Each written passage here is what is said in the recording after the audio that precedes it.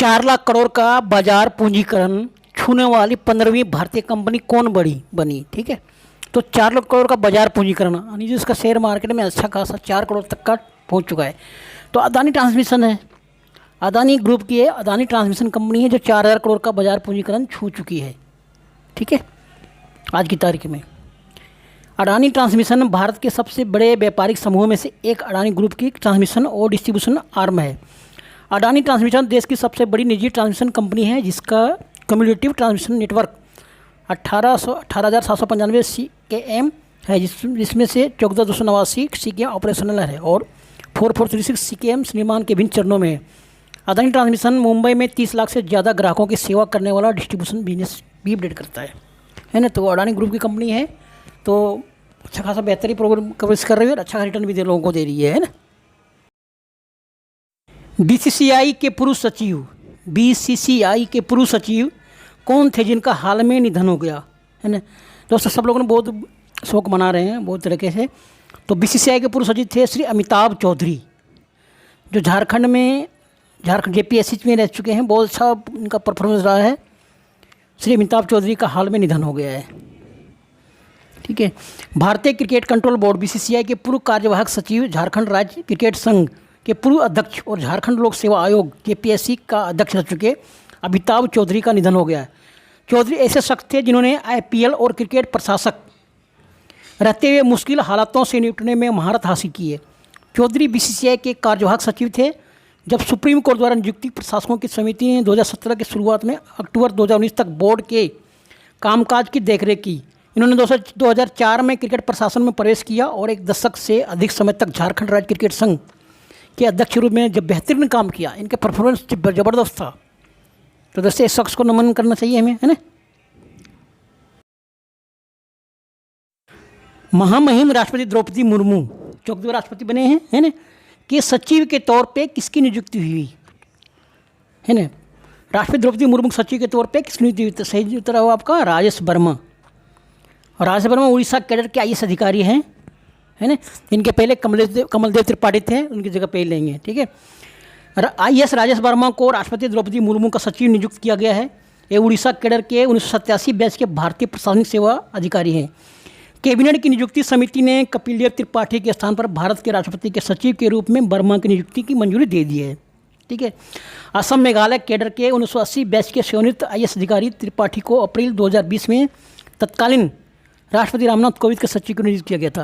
यानी त्रिपाठी रामनाथ कोविंद के सचिव थे और ये राजेश वर्मा कौन हैं? द्रौपदी मुर्मू के सचिव। ठीक है, हाल में किस राज्य सरकार ने अम्मा योजना की शुरुआत की? अम्मा योजना या वात्सल्य योजना, या बहन योजना भी इसने शुरुआत की थी। कौन सरकार है? ये सिक्किम सरकार है, प्रेमा खांडू है ना। प्रेमा खांडू है ना यहाँ का, नहीं तवंग है यहाँ के। उन्होंने सिक्किम सरकार ने ये अम्मा योजना की शुरुआत की थी। ठीक, सिक्किम मुख्यमंत्री प्रेम सिंह तमंग ने स्वतंत्रता दिवस के 75वें वर्षगांठ पर महिलाओं के लिए अम्मा योजना की शुरुआत किया है। इसके तहत बेरोजगार माताओं को 20,000 रुपये हर साल देने का ऐलान किया है। साथ ही वात्सल्य योजना में निसंतान महिलाओं को IVF इलाज के लिए 3 लाख रुपये की आर्थिक सहायता की घोषणा भी की है। इन्हें महिलाओं के सम्मान में आधिकारिक तौर पर अम्मा योजना वात्सल्य योजना की शुरुआत की है ना। एक तरह की योजना महिलाओं के लाते रहता है। तो प्रधानमंत्री के तौर पर इनको कुछ करके दिखाना है ना, देश को आगे, राज्य को आगे लेके जाना है, इसलिए कुछ करना है इनको फर्ज बनता है। एशियन वस्त्र सम्मेलन 2022 का 9वां संस्करण कहाँ आयोजित की गई? एशियन वस्त्र सम्मेलन 2022 का 9वां संस्करण नई दिल्ली में आयोजित की गई है ना। नई दिल्ली में कहाँ पे? संग्रीला होटल में आयोजित की गई। वहाँ पे इसके बारे में विशेष चर्चा किया गया। वस्त्र सम्मेलन के बारे में, वस्त्र के क्या क्या जो है उस बारे में चर्चा किया गया। एशियन टेक्सटाइल कॉन्फ्रेंस का 10वां संस्करण दिल्ली में संपन्न हुआ। Conference of India textile industry द्वारा आयोजित किया जा रहा सम्मेलन अगले दशक में कपड़ा उद्योग की संभावनाओं चुनौतियों पर ध्यान केंद्रित करना है। केंद्रीय वाणिज्य और उद्योग मंत्री श्री पीयूष गोयल इस कार्यक्रम का उद्घाटन किया। 10वीं एशियन टेक्सटाइल कॉन्फ्रेंस के कपड़ा उद्योग की परिकल्पना की कि थीम के अगले दशक के लिए कपड़ा और परिधान उद्योग की परिकल्पना है। ये थीम माना गया है। ठीक है, भारत में पहली बार ड्रोन से दवाओं की डिलीवरी करने के लिए किस राज्य ने आसमान से दवा का सफल प्रक्षेपण किया? किस राज्य सरकार ने आसमान से दवा का सफल प्रक्षेपण किया? तो सही जवाब है अरुणाचल प्रदेश सरकार ने। अरुणाचल प्रदेश ने ड्रोन सेवा की शुरुआत कर दी है ना। और ड्रोन से सुदूर प्रांतों में दवा की डिलीवरी करेंगे वो। भारत में पहली बार ड्रोन से दवाओं की डिलीवरी होगी। अरुणाचल प्रदेश में आसमान से दवा का सफल प्रक्षेपण किया गया। मुख्यमंत्री पेमा खांडू ने इस बात की जानकारी दी। उन्होंने कहा कि भारत को दुनिया का ड्रोन हब बनाने के लिए प्रधानमंत्री नरेंद्र मोदी के विजन के मार्गदर्शन में प्रदेश में ड्रोन सेवाएं शुरू की गई। अरुणाचल प्रदेश सरकार भी विश्व आर्थिक मंच के सहयोग से स्वास्थ्य, कृषि, आपदा प्रबंधन में ड्रोन का उपयोग करने की पायलट परियोजना का संचालन करेगी। उन्होंने आगे कहा कि ड्रोन सेवा की पहली उड़ान शुरू हो गई है। पूर्वी कमोंग जिले के सेप्पा से चवांग तायो तक के लिए आसमान से दवा का सफल प्रक्षेपण किया गया है। जो ड्रोन से आप सुदूर प्रांत में पहुँचे, जहाँ पे परिवहन का कोई सुविधा नहीं था, वहाँ भी पहुँच सकता है आराम से। ठीक है।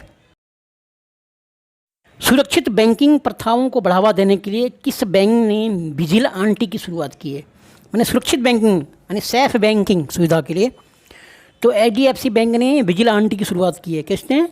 HDFC बैंक ने विजिल आंटी की शुरुआत की है सुरक्षित बैंक करने के लिए, ताकि बैंक आए दिन इतना फ्रॉड बढ़ते जा रहे हैं, इससे आपका भविष्य सुरक्षित हो, आपका पैसा सुरक्षित हो, आपका भविष्य सुरक्षित हो, इसके लिए इसने विजिल आंटी की शुरुआत की है।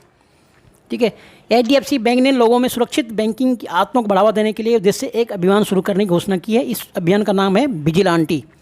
बैंक ने एक प्रेस विज्ञप्ति में कहा कि टेलीविज़न पर लोला कुट्टी का किरदार निभाने वाले अनुराधा मेनन विजिल आंटी के अभियान का चेहरा होगी। HDFC बैंक पहले ये साइबर सिक्योरिटी अभियान मुँह बंद रखो चला रही है। बैंक ने कहा कि विजिल आंटी अभियान लोगों को साइबर सिक्योरिटी के लिए प्रतिबद्ध जागरूक कराने के लिए पहले से चल रहे अभियान को और कंप्लीट करेगा, है ना। तो दोस्तों ये बहुत अच्छी खबर है कि बैंक सामने से हमारे बारे में फिक्र कर रही है ना। तो हमें बैंक का साथ देना ही 100% देना ही है। ठीक है। और विजिल आंटी का कौन मेनन है? अनुराधा मेनन। ठीक है दोस्तों, इस भाग में इतना ही। वीडियो अच्छा लगे तो लाइक सब्सक्राइब जरूर कीजिए। मिलते हैं अगले वीडियो में।